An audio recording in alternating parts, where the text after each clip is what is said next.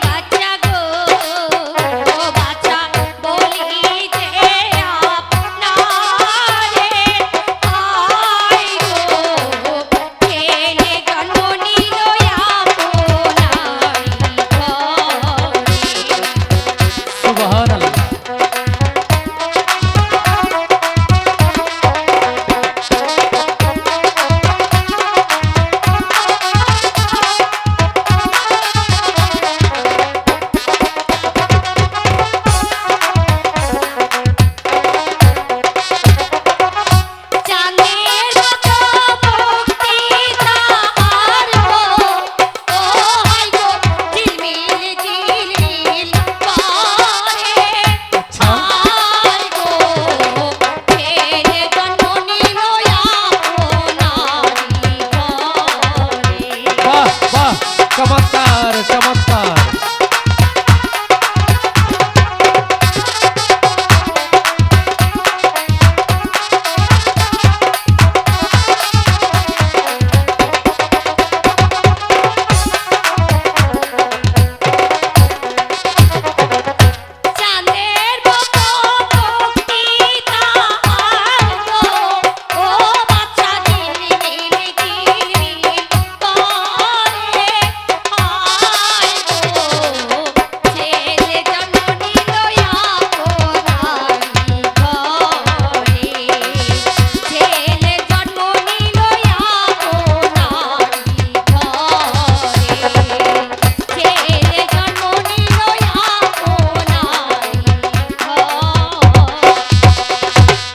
চমৎকার চমৎকার সংবাদ নিয়ে এসেছো দাসীগণ।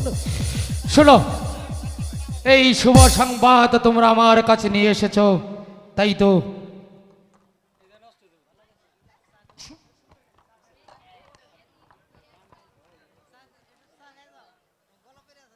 তোমাদেরকে সামান্য উপহার দিলাম। যাও। উজিরে আজম, জাহাপনা, খোদার মেহেরবানি আর মনিবরের আশীর্বাদে আমি পুত্র সন্তান লাভ করেছি। আজ থেকে নিরাশপুর রাজ্য থেকে চিরদিনের জন্য বিলীন হয়ে গেল বাদশাহ আলী একাব্বরের আটখুরে নাম। চেয়ে দেখুন উজিরে আজম, চারদিকে আনন্দের নহর বয়েছে। আমার মনে হচ্ছে নিরাশপুরের সকল প্রজারা খিলখিল করে হাঁটছে, নিরাশপুরের তরুলতাও হাঁটছে। আজ আনন্দে আত্মহারা হয়ে যাচ্ছে নিরাশপুরের বাদশাহ আলী একাব্বর। জাহাপনা, উজিরে আজম ঠিক বলেছেন। মহান খোদা তাআলা আপনাকে সন্তান দিয়েছে, তাই তো নিরাশপুরের প্রত্যেকটা প্রজার মুখে হাসি ফুটেছে। আপনি নিশ্চিন্তভাবে আজ থেকেই নিরাশপুরের রাজ দরবার পরিচালনা করবে, আর কেউ বলতে পারবে না এই নিরাশপুরের বাদশাহ আলী একাব্বর আটখুরো।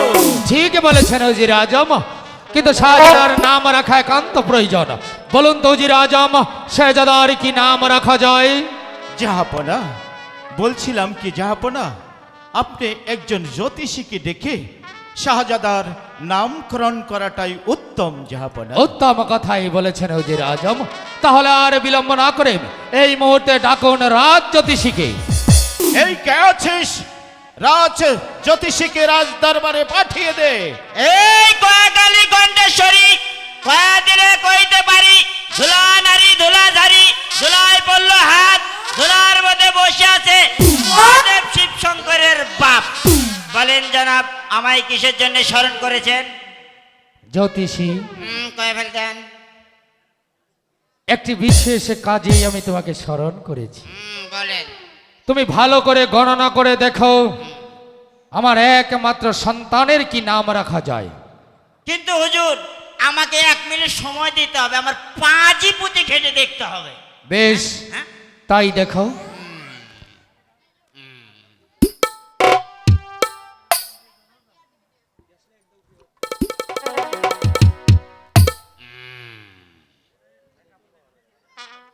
কয়াকালী কণ্ঠেশ্বরী, কইতে পারি, ধুলা নারী ধুলা ঝারি, ধুলায় পড়লো হাত, ধুলার মধ্যে বসে আছে মহাদেব শিব শঙ্করের বাপ। হ্যাঁ, পেয়েছি পেয়েছো? পেয়েছি হুজুর, হ্যাঁ পেয়েছি। বলো। এর ছেলের নাম হবে আব্দুল রহিম বাদশাহ। বাহ, চমৎকার চমৎকার। নিরাশপুরের বাদশাহ আলী একাব্বরের একমাত্র সন্তানের নাম মোহাম্মদ আব্দুর রহিম বাদশাহ। হ্যাঁ। খুব সুন্দর নাম হয়েছে। জ্যোতিষী, হ্যাঁ বলুন। হাসানচি খানা থেকে তোমার উপযুক্ত ইনাম নিয়ে তুমি বিদায় হও। এই কয়াকালী কণ্ঠেশ্বরী, কয় দিলে কইতে পারি, ধুলা নারী ধুলা ঝারি, ধুলায় পড়লো হাত, ধুলার মধ্যে বসে আছে মহাদেব শিব শঙ্করের বাপ। উজিরে আজম, জাহাপনা, আমার একমাত্র সন্তানের নাম হচ্ছে মোহাম্মদ আব্দুর রহিম বাদশাহ। অত্যন্ত সুন্দর নাম হয়েছে। উজিরে আজম, আমি বারবার লক্ষ্য করছি আপনার মুখে হাসি ফুটেছে নিরাশপুরের প্রজাদের মুখে। হ্যাঁ জাহাপনা, কিন্তু কিন্তু কিন্তু থামলেন কেন?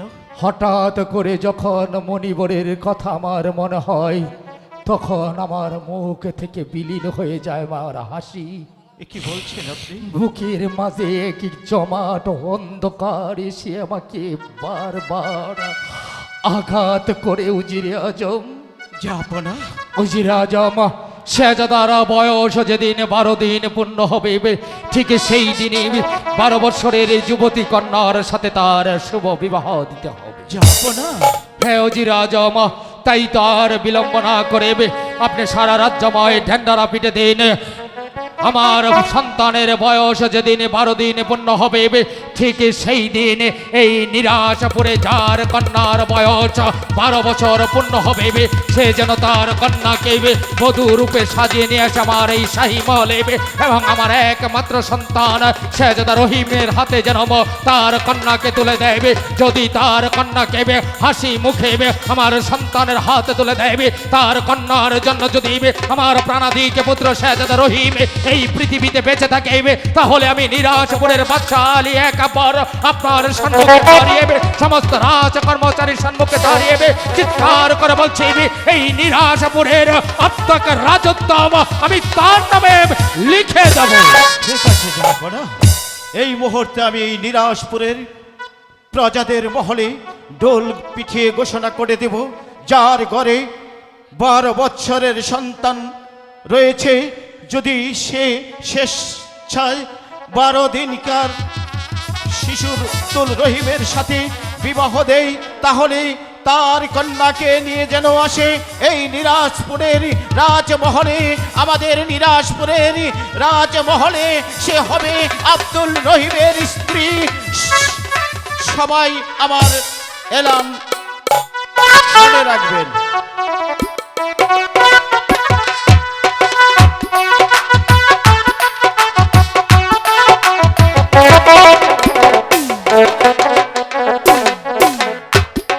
উজিরে আজম, জাহাপনা, পেয়েছেন কি 12 বছরের কন্যার সন্তান? জাহাপনা, সারা রাজ্যময় আমি ডোল ঘোষণা করে দিয়েছি, কোথাও 12 বছরের কন্যার সন্তান মিলেনি জাহাপনা। না না উজিরে আজম, না, অমন কথা বলবেন না উজির আজম, অমন কথা বলবেন না।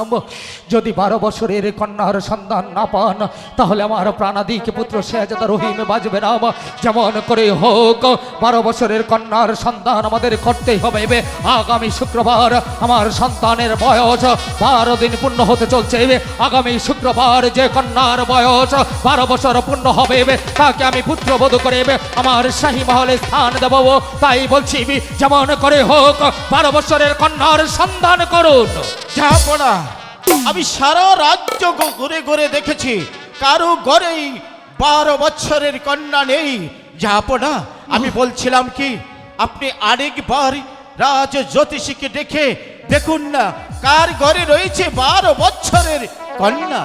তাই করবো জির আজম, তাই করবো। তবু 12 বছরের কন্যার সন্ধান আমাকে করতেই হবে। এই কে আছিস?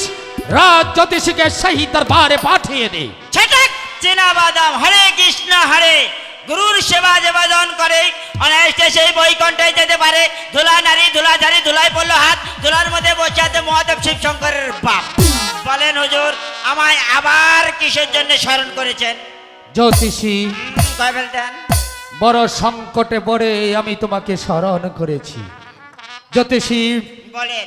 আবার তুমি গণনা করে দেখো আগামী শুক্রবার আমার এই নিরাশপুর রাজ্যে কার কন্যার বয়স 12 বছর পূর্ণ হতে চলছে। ঠিক আছে হুজুর, আমি তো দেখবো, কিন্তু আমার পাজি পুঁতি কেটে দেখতে হবে। তাই দেখো জ্যোতিষী।